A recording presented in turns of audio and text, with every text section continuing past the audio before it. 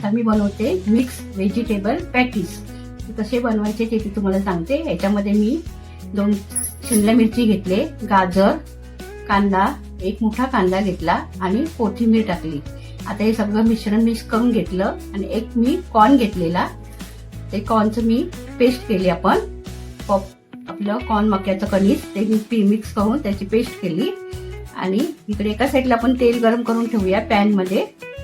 आता हे त्याच्यामध्ये हिंग टाकलं, हळद टाकली अर्धा चमचा, चवीनुसार तुम्ही लाल मसाला टाका आणि किचन किंग मसाला टाकला 1 चमचा, जिरं टाकायचं आणि चवीनुसार आपण मीठ घालूया. आता हे सगळं मिश्रण मिक्स करून घेऊया.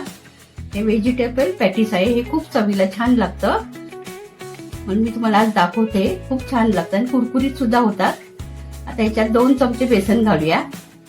2 चमचे बेसन घातले आणि 3 ते 4 चमचे आपण ज्वारीचं पीठ टाकूया. तुमच्याकडे जर ज्वारीचं पीठ नसेल तर तुम्ही तांदळाचं पीठ सुद्धा घालू शकता.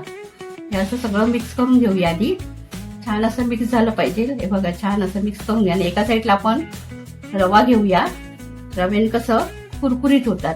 आणि तांदळाचं पीठ घेऊया. 1-2 चमचे तांदळाचं पीठ घेतलंय.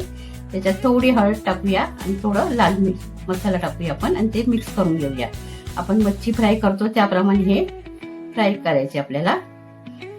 डीप फ्राय नाही करायचं आपल्याला, सॅलो फ्राय करायचं. आधी सगळे आपण पॅटीस हे बनवून घेऊया, तयार करून घ्यायचे म्हणजे कसं वेळ लागत नाही, पटापट होऊन जातात. आणि हे गरम गरम सुद्धा खायला खूप छान लागतात. हे बघा अशा प्रकारे छान असं बनवून घेतलं आणि आता हे रव्यामध्ये छान असं गोळून घ्यायचं. आणि आपल्या इकडे पॅन मध्ये तेल सुद्धा गरम झालंय, त्याच्यामध्ये आपण आता एक एक पॅटीस टाकूया आणि छान असं लालसर होईपर्यंत फ्राय करायचं असं छानपैकी. आणि थोड्या भाज्या पण जरा कच्च्या राहिल्या तरी चालतात, कारण त्या दाताखाली आपल्याला छान असं कुरकुरीत लागतात आणि छान चवीला लागतात. गाजर आहे, शिमला मिरची आहे, ती पौष्टिकच आहे. आणि कोथिंबीर सुद्धा टाकली आणि कांदा. त्याच्यावरती आपण झाकण ठेवूया. 5 मिनिटासाठी आपण झाकण ठेवून याला बघा छान असं शिजवून घ्यायचं. आणि साईडने थोडं तेल सोडूया आणि आता आपण उलट करूया. हे बघा छान असं एका साईडने आपल्याला लालसर झाले असेल. हे बघा छान असं लालसर झालं. याला छान लालसर होईपर्यंत फ्राय करायचं.